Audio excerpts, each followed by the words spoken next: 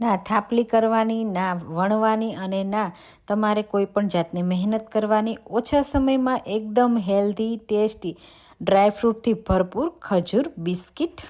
Hello friends, તમારું સ્વાગત છે ઘરનું જ કિચનમાં. આજે આપણે બનાવીશું આપણે ઘણા બધા ડ્રાયફ્રૂટ નાખીને ઘરે ખજૂર બિસ્કિટ કે ખજૂર પાક બનાવીએ ને તો બાળકોને પસંદ નથી આવતા.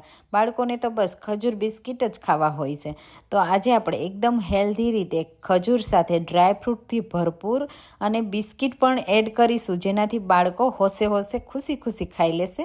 તો ચાલો બનાવીએ. એના માટે મેં અહીંયા 1 કપ પોચો ખજૂર લીધો છે, જેના ઠળિયા અને ઉપરના જે ટોપકા હોય ને તે બધા કાઢી લીધા છે. હવે એને આપણે શેકવાનો છે. તો એની પહેલાં આપણે 1 ચમચી ઘીમાં થોડા ડ્રાયફ્રૂટ અને આ રીતે સીડ એડ કરીશું. એના માટે મગજતરીના બીજ, સનફ્લાવર સીડ અને પમ્પકિન સીડ. જો બાળકો બીજ આવા ખાવા પસંદ નથી કરતા, એટલા માટે આ રીતે તમે એડ કરી અને ખવડાવશો તો બાળકો ખુશી ખુશી ખાઈ લેશે. સાથે કાજુ, બદામ અને મેં સૂકું નાળિયેર લીધું છે. મારા બાળકને ખજૂર બિસ્કિટ બહુ પસંદ છે, પણ એને આવા સીડ ખાવા પસંદ નથી. પણ સીડ છે ને એ આપણે ખાવા જોઈએ, કારણ કે એમાં ભરપૂર માત્રામાં ઓમેગા રહેલું હોય છે અને પ્રોટીન તો ભરપૂર પ્રમાણમાં હોય છે, જે ઠંડીની સિઝનમાં આવા બધા જ ગુણો આપને મળી રહે છે. તો હું શું કરીશ કે મારા બાળકને આ બીજ અને આ ડ્રાયફ્રૂટ ખવડાવવા માટે એકદમ યુનિક આઈડિયા લઈને આવીશું. એનાથી બાળકો એક જ દિવસમાં ખજૂર પાક છે ને એ પૂરો કરી દેશે. એટલો ટેસ્ટી બન્યો છે. તો હવે આ બધા ડ્રાયફ્રૂટ સરસ રીતે રોસ્ટ થઈ ગયા અને તો એને ઠંડા કરી આપણે મિક્સર જારમાં એડ કરીશું. સાથે મેં અહીંયા 3 બિસ્કિટ લીધા છે, એને પણ આ રીતે મિક્સર જારમાં એડ કરી અધકચરો પાવડર તૈયાર કરીશું. તો તમે જુઓ, આ રીતનો આપણે અધકચરો પાવડર તૈયાર કરવાનો. બહુ મોટો પણ નહીં અને બહુ નાના પણ ટુકડા નહીં કરવાના. જો આ રીતે મોટા ટુકડા હોય તો તમારે આ રીતે તોડી દેવાના. હવે આપણે ખજૂર બિસ્કિટ છે ને, બિસ્કિટ દેખાય ને એ રીતે બનાવવાના છે. તો એના માટે મેં આ રીતની એક ઊંડી ટ્રે લીધી છે અને એમાં આપણે આ રીતે બટર પેપર લગાવી દઈશું. બટર પેપર વગર પણ ડીમોલ્ડ આસાનીથી થઈ જશે. તો ન હોય તો તમે ડાયરેક્ટ પણ સેટ કરી શકો છો. ઉપરથી આ રીતે થોડું હું ઘી લગાવું છું, જેનાથી શું થશે કે આપણે નાળિયેરનો પાવડર છે ને આ રીતે એડ કરવાનો છે, તો સરસ એવું એમાં લાગી જશે. અને પછી આપણે જ્યારે ખજૂર સ્પ્રેડ કરવાના હોય ને ત્યારે એ ભેગો ન થઈ જાય, એટલા માટે હું ઘી લગાવું છું. આ રીતે નાળિયેરનો પાવડર મેં એક લેયર તૈયાર કરી દીધું. હવે ખજૂરને શેકવા માટે આપણે એ જ પેનમાં 2 ટેબલ સ્પૂન ઘી એડ કરીશું. અને અહીંયા મેં 1 કિલો પોચો ખજૂર આવે ને જે એ લીધો છે. ઘણીવાર ખજૂર પાક બનાવવા માટેનો સ્પેશિયલ ખજૂર પણ આવે છે, એનો પણ તમે યુઝ કરી શકો છો. પણ એકદમ પોચો હશે ને તો તમારે મિક્સર જારમાં ક્રશ નહીં કરવો પડે અને શેકવામાં તમને હાથ નહીં દુખે અને ઝડપથી શેકાઈ પણ જશે. તો આ રીતે ગેસની મીડિયમ ફ્લેમ ઉપર આપણે ખજૂરને શેકવાનો છે. તો આ રીતે સતત આપણે એને ચલાવતો રહેવાનો, ફેરવતું જવાનું અને ઘી સાથે સારી રીતે શેકી લેવાનું. તો તમે તમારા ઘરમાં બાળકોને ખજૂર બિસ્કિટ બનાવી આપો છો કે નહીં તે મને કમેન્ટમાં કહેજો. અને જો બનાવતા હોય ને તો એકવાર આ રીતે જરૂરથી ટ્રાય કરજો. બાળકો ખુશી ખુશી આ ખજૂર બિસ્કિટ ખાશે અને વારંવાર તમને આ જ રીતે બનાવવાનું કહેશે. તો તમે આ ખજૂર બિસ્કિટને ક્યારે ટ્રાય કરો છો મને કમેન્ટમાં કહેજો. અને સાથે તમે મારી રેસીપી કઈ સિટીમાંથી જુઓ છો ને એ પણ મને જરૂરથી કહેજો, મને ખૂબ ગમશે. તો અહીંયા હવે તમે જુઓ, થોડી જ વારમાં આપણે સતત ચલાવ્યું ને એટલે ખજૂર જેમ સરસ રીતે શેકાતો ગયો ને એમ સોફ્ટ થતો ગયો. હજી આપણે એને થોડો આ રીતે ફેરવતા ફેરવતા શેકી લેશું.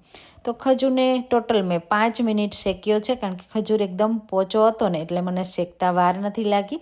તમારો ખજૂર કેટલો હાર્ડ છે ને એના ઉપર તમને શેકતા વાર લાગશે ને ડિપેન્ડ કરશે.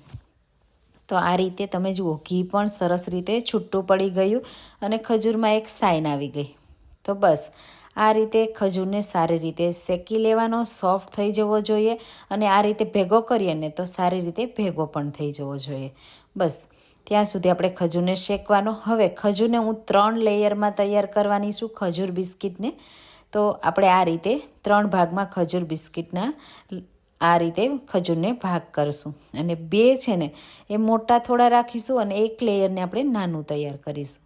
તો આ 2 લેયરનો ખજૂર છે ને એને આપણે એક વાસણમાં કાઢી લેશું. અને 1 લેયરના ખજૂરને આપણે એ જ પેનમાં રહેવા દેશું. સાથે જે આપણે ડ્રાયફ્રૂટ તૈયાર કરીને રાખ્યા છે ને તે એડ કરીશું. અને એને સારી રીતે મિક્સ કરી લેશું. તો પેન ગરમ હોય ને ત્યારે જ આપણે ડ્રાયફ્રૂટને એડ કરી દેવાના, અથવા તો તમે ગેસની લો ફ્લેમ ઉપર પણ આ રીતે મિક્સ કરી શકો છો. તો શું થશે કે આસાનીથી મિક્સ પણ થઈ જશે ગરમ હોય ને એના લીધે, અને તમને મહેનત પણ ઓછી કરવી પડશે. તો આ રીતે ડ્રાયફ્રૂટનું એક લેયર તૈયાર થઈ ગયું. તો બાળકોને ખબર પણ નહીં પડે કે આમાં ડ્રાયફ્રૂટ છે. હવે આપણે આ ખજૂર બિસ્કિટને કોઈ પણ જાતની વણવાની, થાપલી કરવાની ઝંઝટ વગર અને બિસ્કિટ દેખાય ને એ રીતે તૈયાર કરવાના છીએ. તો એના માટે આપણે જે 2 લેયર ખજૂરના તૈયાર કર્યા છે ને એમાંથી એક લેયર છે ને એને આ રીતે એડ કરી અને એક સરખું સ્પ્રેડ કરીશું. તો આ રીતે જ્યારે ગરમ હોય ને ત્યારે જ તમારે સ્પ્રેડ કરી દેવાનું અને એક સરખું સ્મૂથ કરી લેવાનું. પછી જે બિસ્કિટ છે ને એને આ રીતે ગોઠવી દેવાના. તો બિસ્કિટ જ્યારે તમે કટ કરશો ને ત્યારે આપણે જે ખજૂર બિસ્કિટને થાપલી કરી અને એના ઉપર લગાવીને તૈયાર કરીએ ને એવા જ સેમ તૈયાર થશે. તો એકસાથે 6 બિસ્કિટ આ રીતે આવ્યા છે તો મેં ગોઠવી દીધા. હવે બીજું લેયર જે બાળકોને પસંદ નથી હોતું ડ્રાયફ્રૂટવાળું તે ગોઠવી દેશું અને એને પણ સારી રીતે સ્પ્રેડ કરીશું, જેના લીધે ખજૂર બિસ્કિટ અને આ ડ્રાયફ્રૂટનું લેયર ત્રણેય સરસ રીતે સેટ થઈ જશે. અને જ્યારે ખજૂર બિસ્કિટ ખાશે ને ત્યારે ઉપર અને નીચેના ભાગમાં ખજૂર અને બિસ્કિટનો ટેસ્ટ આવશે તો ખબર પણ નહીં પડે. હવે એ જ રીતે આપણે ફરીથી બિસ્કિટનું એક લેયર તૈયાર કરી લેશું. તો છે ને ડ્રાયફ્રૂટ તો હવે દેખાતા જ નથી અને કોઈને ખબર પણ નહીં પડે. અને ઉપર ફરીથી આપણે જે ત્રીજા લેયર માટે ખજૂર શેકીને રાખ્યો છે ને તેને સ્પ્રેડ કરી દેવાનો. એકદમ સ્મૂથ કરી લેવાનો, બિસ્કિટ બિલકુલ દેખાય નહીં એ રીતે. આ રીતે તમે જુઓ સ્મૂથ કરી લીધું. અને ઉપરથી ફરીથી આપણે નાળિયેરનો પાવડર આ રીતે સ્પ્રિંકલ કરી દેવાનું. એનાથી શું થશે, લુક પણ બહુ સરસ આવશે અને ટેસ્ટ પણ બહુ સરસ આવશે અને ખજૂર પણ હાથમાં ચોંટશે નહીં. તો ખબર પડી આમાં તમને બિસ્કિટ ક્યાં છે અને ડ્રાયફ્રૂટ ક્યાં છે કોઈને પણ નહીં ખબર પડે, પણ ખાતી વખતે એટલું ટેસ્ટી લાગશે કે વારંવાર ખાવાનું મન થશે.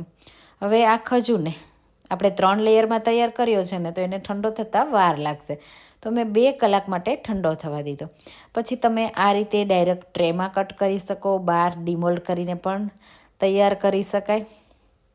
તો જે ખજૂર અને બિસ્કિટ છે ને એને આ રીતે આપણે કટ કરી લેશું. તો બિસ્કિટના લેયર પણ દેખાશે, સાથે ડ્રાયફ્રૂટ પણ નહીં દેખાય અને એક સરખા લેયર તૈયાર થયા હશે. તો ઓછી મહેનતમાં કિલો 1 ખજૂર બિસ્કિટ તૈયાર થઈ જશે. તો આ રીતે સરસ મેં પીસ કરી લીધા. તમે જુઓ ખબર પણ ન પડી ને બિસ્કિટ દેખાય છે. અને ખાતી વખતે બિસ્કિટનો જ ક્રંચ આવશે તો બધાને ખૂબ પસંદ આવશે. તો તમને આ ખજૂર બિસ્કિટની એકદમ નવી રેસીપી કેવી લાગીને મને કમેન્ટમાં જરૂરથી કહેજો. જો રેસીપી પસંદ આવી હોય ને તો લાઇક કરવાનું તો બિલકુલ ભૂલતા નહીં. રેસીપી ગમે તો રેસીપી જરૂરથી બનાવજો અને મારી રેસીપીને લાઇક, શેર અને મારી ચેનલને સબસ્ક્રાઈબ કરજો, જેથી આવી નવી નવી રેસીપીઓ દરરોજ મળતી રહેશે. અને આ રીતે જરૂરથી ટ્રાય કરજો. Thank you.